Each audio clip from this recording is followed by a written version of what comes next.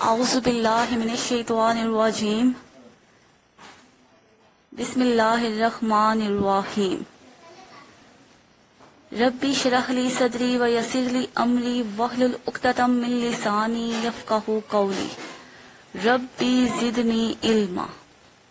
السلام علیکم ورحمۃ اللہ وبرکاتہ اسٹوڈنٹس، امید کرتی ہوں آپ خیریت سے ہوں گی اور اردو کی ڈائری اچھے طریقے سے یاد کر رہی ہوں گی۔ تو آج بھی آپ لوگوں کی جو اردو کی ڈائری ہے اس کی طرف آ جاتے ہیں، وہ دیکھتے ہیں۔ آج کا جو لیکچر نمبر ہے آپ کا وہ 16 ہے اور 23 جولائی آج کی جو تاریخ ہے، اور جو ہم آج عنوان سبق کا جو پڑھنے جا رہے ہیں وہ ہے سبق نمبر 8 نام دیو مالی۔ تو سبق نام دیو مالی کے تدریسی مقاصد کی طرف آ جاتے ہیں۔ طلباء پر واضح کرنا کہ محنت میں عظمت بھی ہے اور عزت بھی ہے۔ ہم جو کوئی بھی کام کرتے ہیں ہمیں محنت سے کرنا چاہیے، محنت میں بھی عظمت بھی ہے اور محنت سے ہی ہماری عزت بھی ہوتی ہے۔ اور ہم جو کام کرتے ہیں ان کو ہم صرف تفویض شدہ کام جو ہے وہ نہ سمجھ کے کریں، بلکہ ان کاموں کو ہم پوری دل جمی سے کریں اور دلچسپی سے کریں۔ اس کے بعد مولوی عبدالحق جو اس سبق کے مصنف ہیں ان کے بارے میں آپ کو بتایا جائے گا کہ ان کا شمار اردو کے بلند پایہ نثر نگاروں میں ہوتا ہے۔ وہ اردو نثر کی علی گڑھ روایت کے پیروکار اور امین تھے، جس کی بنیاد سر سید نے ڈالی اور جسے مولانا حالی نے فروغ دیا، اور ان کا جو اسلوب بیان ہے وہ سادہ، صاف، سنجیدہ اور دل نشین ہے۔ اچھا جی، اس کے بعد آپ کو بتایا جائے گا کہ جو محنت سے کام کرتے ہیں وہی دنیا میں کامیاب ہوتے ہیں، اور محنت طبقاتی کشمکش نہیں دیکھتی، امیر غریب چھوٹا بڑا نہیں دیکھتی، محنت ہوتی ہے۔ اچھا جی، اس سبق کے جو مصنف کا نام میں نے ابھی آپ کو بتایا مولوی عبدالحق۔ مولوی عبدالحق ضلع میرٹھ یو پی کے ایک گاؤں ہاپوڑ میں پیدا ہوئے۔ ابتدائی تعلیم انہوں نے فیروز پور سے حاصل کی تھی اور مزید تعلیم کے لیے ایم اے اور کالج علی گڑھ میں داخلہ لیا، اور ان کے یہاں وہ پروفیسر آرنلڈ اور مولانا شبلی نعمانی کے شاگرد اور مولانا ظفر علی خان کے ہم جماعت رہے، یعنی کہ انہوں نے بہت سی اعلیٰ شخصیات سے ملنے کا موقع ملا۔ اور مولوی عبدالحق کا جو اسلوب بیان ہے وہ نہایت سادہ، دل نشین، سنجیدہ ہے۔ وہ ایک بلند پایہ محقق اور نقاد، ماہر لغت نگار اور عمدہ انشاء پرداز تھے۔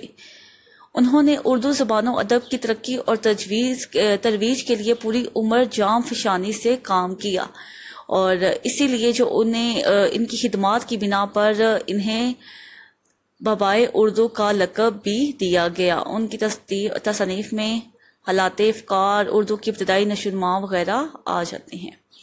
اچھا جی، اب اس سبق کے خلاصے پر آ جاتے ہیں۔ اس سبق میں جو ہے وہ آپ کو محنت کی عظمت کے بارے میں بتایا گیا ہے کہ جو محنت ہوتی ہے وہ انسان محنت سے ہی کامیاب ہوتا ہے اور محنت سے ہی وہ عزت پاتا ہے۔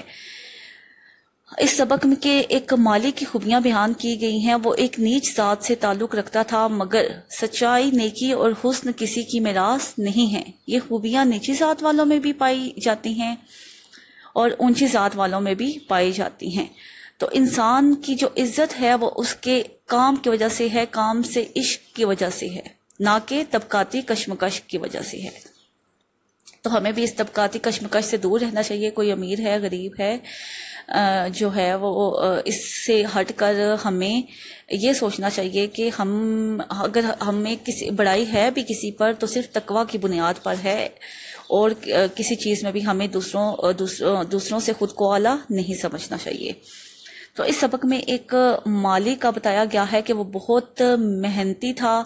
اگر کوئی اس کو اس کی محنت کی وجہ سے کوئی اجرت دیتا تو وہ لینے سے انکار کر دیتا۔ اس کو اپنے کام سے اتنا عشق تھا کہ وہ کام کرتے کرتے ہی اس دنیا فانی سے کوچ کر گیا۔ تو نام دیو مالی مقبرہ رابعہ دورانی اورنگ آباد میں جو تھا اس باغ کا مالی تھا۔ وہ نچی ذات سے تعلق رکھتا تھا، لیکن اس کے باوجود وہ سچا اور کھرا انسان تھا۔ اس کو اپنے کام سے اتنی زیادہ عشق تھا کہ وہ پیڑ پودوں کی اس طرح حفاظت کرتا تھا جیسے کوئی اپنے بچوں کی کرتا ہے۔ وہ باغ کو سرسبز و شاداب دیکھ کر بہت زیادہ خوش ہوتا تھا، اور باغ میں رہتے رہتے اسے جڑی بوٹیوں کا بھی پتہ لگ گیا تھا۔ وہ ان سے بچوں کا بڑی محبت اور شفقت سے علاج مفت کرتا تھا۔ وہ خود بھی صاف رہتا تھا اور اپنے باغ کو بھی صاف ستھرا رکھتا تھا۔ نہ وہ کاہل تھا اور نہ ہی وہ کمزور تھا۔ وہ دوسرے مالیوں کی طرح اپنے مالک سے ڈانٹ ڈپٹ بھی نہیں کھاتا تھا۔ وہ ہر چیز سے بے نیاز ہو کر صرف اور صرف اپنے باغ کی حفاظت کا کام کرتا تھا۔ اس کے بدلے میں نہ تو اس کو کسی صلے کی تمنا تھی اور نہ کسی ستائش کی چاہ تھی۔ ایک سال بارش بہت کم ہوئی، کنوؤں میں پانی بہت کم پڑ گیا، دوسرے لوگوں کے باغوں پر ایک آفت ٹوٹ پڑی، مگر نام دیو مالی کا جو باغ تھا وہ ہرا بھرا تھا، کیونکہ وہ دور دور سے اپنے سر پر گڑا لے کر جاتا اور پانی لے کر آتا اور پودوں کو دیتا تھا۔ جب کوئی بھی اس کو اس کی محنت پر انعام دینا چاہتا تھا تو وہ اس کو انعام لینے سے انکار کر دیتا تھا اور کہتا تھا کہ کوئی اپنے بچوں کو پالنے کا بھی انعام لیتا ہے۔ تو نام دیو مالی جو تھا اس کے چہرے پر ہر وقت مسکراہٹ رہتی تھی۔ وہ ایک غریب آدمی تھا اور اس کی تنخواہ بھی بہت کم تھی، لیکن پھر بھی وہ اپنے غریب بھائیوں کی دل کھول کر مدد کرتا رہتا تھا۔ وہ ہر موسم میں برابر کام کرتا تھا۔ اسے کبھی یہ خیال نہیں آیا تھا کہ میں بہت زیادہ کام کرتا ہوں یا میرا یہ کام جو ہے وہ دوسروں سے بہتر ہے۔ اسے اپنے کام پر فخر ضرور تھا، مگر اس میں غرور نام کو بھی نہیں تھا۔ وہ سب کو اچھا سمجھتا اور سب سے محبت کرتا تھا۔ وہ غریبوں کی مدد کرتا اور ہر وقت اپنا کام کرتا رہتا تھا۔ نیکی اس وقت تک نیکی رہتی ہے جب تک آدمی کو یہ معلوم نہ ہو کہ وہ کوئی نیک کام کر رہا ہے۔ جہاں اس نے نیکی کو نیکی سمجھنا شروع کر دیا، نیکی نیکی نہیں رہتی۔ تو وہ بھی بے نیاز ہو کر اپنا کام کرتا تھا کیونکہ وہ اس کو اپنا فرض سمجھتا تھا۔ ایک دن نامعلوم کیا بات ہوئی، شہد کی مکھیوں کی یورش ہوئی۔ سب مالی بھاگ گئے اور چھپ گئے۔ نام دیو کو خبر بھی نہ تھی کہ کیا ماجرا ہے۔ اسے کیا پتا تھا کہ موت اس کے سر پر کھیل رہی ہے۔ اچانک مکھیوں کا غضبناک حملہ ہوا۔ وہ غریب اپنے کام میں لگا رہا۔ مکھیوں نے اسے اتنا کاٹا کہ وہ بے بس ہو گیا۔ آخرکار اسی حالت میں جان دے دی۔ کام کرتے کرتے اسے اپنے کام سے اتنا زیادہ عشق تھا کہ اسے دنیا کی ہوش ہی نہیں تھی کہ اس کے ارد گرد کیا ہو رہا ہے، اور شہد کی مکھیوں نے اسے اتنا زیادہ کاٹا کہ اس نے جو ہے وہ فوت ہو گیا، اس کی وہیں پر موت واقع ہو گئی۔ تو شاعر نے بھی کیا خوب کہا ہے، کیس ہو کوئی کن ہو یا حالی، عاشقی کچھ کسی کی ذات نہیں۔ عاشقی کسی کی ذات نہیں دیکھتی جو ہے، بلکہ انسان کی جو محنت ہے، اس کی جو کام سے لگن ہے، وہی دیکھی جاتی ہے۔ تو نام دیو مالی کو بھی اپنے کام سے بہت زیادہ عشق تھا اور لگن تھی۔ اچھا بچوں، اب آ جاتے ہیں مشق کی طرف۔ مشق کا جو سب سے پہلا سوال ہے، نام دیو مالی نے پانی کی قلت کے زمانے میں چمن کو کیسے شاداب رکھا؟ تو وہ دور دور سے پانی گڑھے میں لے کر آتا تھا اور پودوں کو دیتا تھا، اور اس طرح اس کے پودے جو تھے وہ ہرے بھرے رہے۔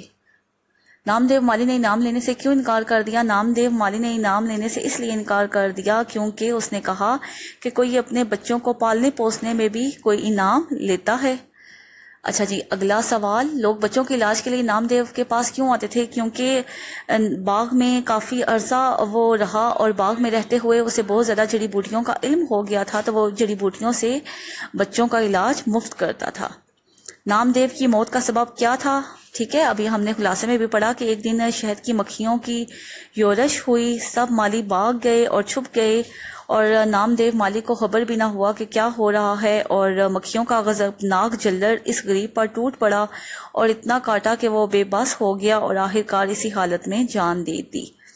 مصنف کے خیال میں اچھا انسان کیسے بن سکتا ہے؟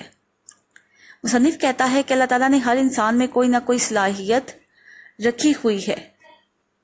اس صلاحیت کو درجہ کمال تک پہنچانے میں ہی ساری نیکی اور بڑھائی ہے۔ درجہ کمال تک نہ کبھی کوئی پہنچا ہے اور نہ ہی پہنچ سکتا ہے، لیکن وہاں تک پہنچنے کی کوشش میں ہی انسان صحیح معنوں میں انسان بنتا ہے۔ تو اچھا انسان تب بھی بن سکتا ہے جب وہ درجہ کمال تک پہنچنے کے لیے کوشش کرتا ہے اور نیکیاں کرتا ہے۔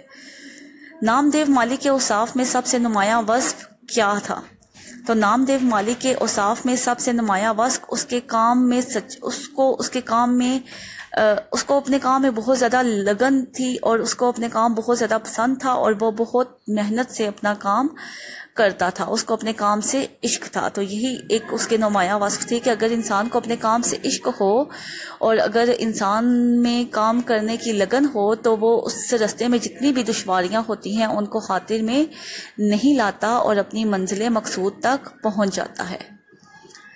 اچھا جی، یہ تو آپ کا سوال نمبر 1 تھا، اور سوال نمبر 2 درست جواب پر ٹک کا نشان لگائیں۔ سبق نام دیو مالی کس کتاب سے لیا گیا ہے؟ چند ہم اثر، یہ مولوی عبدالحق کی کتاب ہے۔ اس کے بعد جو آپ کا دوسرا ہے سوال، مقبرہ رابعہ درانی کہاں واقع ہے؟ اورنگ آباد میں۔ باغ کے داروغہ کون تھے؟ عبد الرحیم فینسی۔ نام دیو بڑی تندہی سے اپنے کام میں مصروف اور مگن رہتا تھا، اس کی وجہ کیا تھی؟ کہ اسے اپنے کام سے محبت تھی۔ مصنف نے کس چیز کو بیکار کہا ہے؟ بے مزہ کام کو۔ مصنف نے انسان کی فطری کمزوری کی بنا پر اسے کہا ہے کاہل اور کمچور۔ گدلا پانی پودوں کے لیے تھا آب حیات۔ اچھا جی، اس کے بعد ڈاکٹر سراج الحسن کی ایک خوبی یہ تھی کہ وہ تھے مردم شناس۔ اس کے بعد آپ کے درست سوال پر ٹک کا نشان لگائیں۔ سچائی، نیکی اور حسن کسی کی میراث نہیں، درست۔ نام دیو پھولوں اور پھلوں کی شناخت رکھتا تھا، غلط۔ نام دیو مالی 2 بچوں کا باپ تھا، غلط۔ درجہ کمال تک پہنچنے کی کوشش سے ہر کوئی درجہ کمال تک پہنچ سکتا ہے، غلط۔ نام دیو مالی مقبرہ رابعہ درانی کے باغ میں چوکیدار نہیں تھا، مالی تھا، غلط۔ بے مزہ کام نہیں، بیکار ہے، درست۔ نام دیو مالی بچوں کے علاج میں بڑی مہارت رکھتا تھا، درست۔ باغ کے داروغہ کو دوسروں سے کام لینا نہیں آتا تھا، غلط۔ نام دیو مالی شہر کی مکھیوں سے کاٹنے سے فوت ہو گیا، درست۔ اس کے بعد آپ کا جو ہے ایک سوال ہے، درجہ ذیل الفاظ کے معنی لکھیں اور جملوں میں اس طرح استعمال کریں کہ تذکیر اور تانیث واضح ہو جائے۔ یہ بھی آپ لوگوں نے اس کے جو جملے ہیں وہ بنانے ہیں، ٹھیک ہے، ان کی تذکیر اور تانیث واضح کرنی ہے۔ معنی میں آپ کو بتا دیتی ہوں۔ ہار پھولوں کی مالا کو بھی کہتے ہیں، اور ہار ایک شکست ہوتا ہے۔ قلم لکھنے کا آلہ بھی ہوتا ہے، اور قلم کاٹی ہوئی شاخ بھی ہوتی ہے۔ کان مدنیات نکلنے کی جگہ، اور اس کے بعد جسم کا ایک حصہ بھی ہوتا ہے۔ اردو زبان کو بھی کہتے ہیں، اور اردو کا مطلب لشکر بھی ہے۔ کف بازو کے کپڑے کی دوہری پٹی کو بھی کہتے ہیں، اور کف جاگ کو بھی کہتے ہیں۔ لگن شوق بھی ہوتا ہے، اور لگن برتن کا بھی نام ہے۔ ان کے جملے آپ لوگوں نے خود بنانے ہیں۔ اور اس کے بعد جو آپ کا سوال ہے، محاورات کو جملوں میں استعمال کر دیں، تو ان کے جملے بھی آپ لوگوں نے خود، ان کو جملوں میں استعمال آپ لوگوں نے خود کرنا ہے۔ اور اس کے بعد آپ کا جو سوال ہے ذو معنی الفاظ، تو ایسے الفاظ جن کا املا تو ایک ہی ہوتا ہے لیکن ان کے معنی 2 ہوتے ہیں۔ ان میں سے بعض اوقات لفظ ایک معنی میں مذکر جبکہ دوسرے معنوں میں مؤنث ہوتا ہے۔ تو یہ جو ہے وہ آپ ذو معنی الفاظ کی آپ کی جو ہے وہ تعریف ہے، جیسے کہ تکرار جھگڑے کو بھی کہتے ہیں، اور بار بار کو بھی کہتے ہیں۔ اس طرح قلم ایک لکھنے کا آلہ بھی ہے جس سے ہم لکھتے ہیں، اور پودوں کی کٹی ہوئی شاخ کو بھی قلم کہتے ہیں۔ تو اس میں جو لکھنے والا ہے اس کو مذکر کہتے ہیں، اور جو پودے کی قلم ہوتی ہے اس کو مؤنث کہتے ہیں۔ تو جو ذو معنی الفاظ ہوتے ہیں ان میں سے ایک جو ہوتا ہے وہ مذکر ہوتا ہے، اور جو دوسرا ہوتا ہے وہ بعض اوقات مؤنث ہوتا ہے۔ اس کے بعد ہیں آپ کے درجہ ذیل الفاظ کے متضاد لکھیں۔ مصنوعی، قدرتی، تندرست، بیمار، محبت، نفرت، رہبر، رخزن، توانا، کمزور، توقیر، تحقیر، تریاک، زہر۔ یہ آپ لوگوں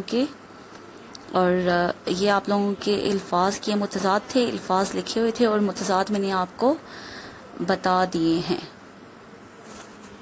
امید کرتی ہوں جو آج کا آپ کا لیکچر ہے اردو کا وہ آپ کو اچھے طریقے سے سمجھ آ گیا ہوگا۔ ڈائری کی طرف آ جاتے ہیں۔ ڈائری ہے آپ کی سبق نمبر 8 مکمل یاد کرنا ہے اور مکمل یاد کر کے آپ نے اسے لکھنا بھی ہے۔ لیکچر کا اختتام دعا پر کر لیتے ہیں۔ سبحانک اللہم و بحمدک اشہد ان لا الہ الا انت استغفرک و اتوب الیک۔ اللہ حافظ۔